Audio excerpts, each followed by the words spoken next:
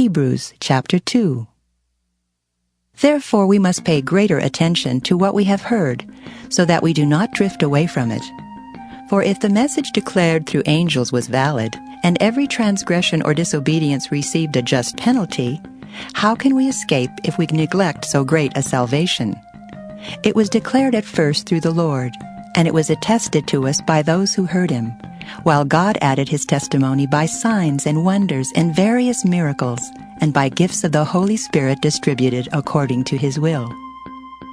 Now God did not subject the coming world about which we are speaking to angels, but someone has testified somewhere, "What are human beings that you are mindful of them, or mortals that you care for them?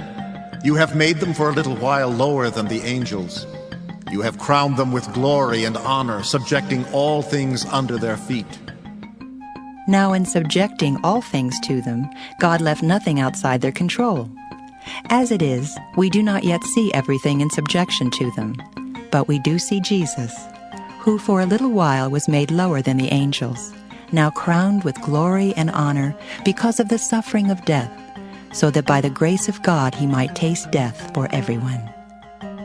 It was fitting that God, for whom and through whom all things exist, in bringing many children to glory, should make the pioneer of their salvation perfect through sufferings. For the one who sanctifies and those who are sanctified all have one Father.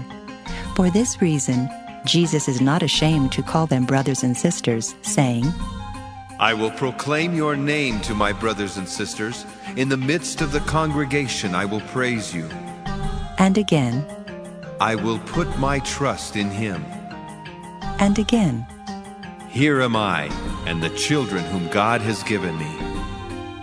Since therefore the children share flesh and blood, he himself likewise shared the same things, so that through death he might destroy the one who has the power of death, that is, the devil, and free those who all their lives were held in slavery by the fear of death.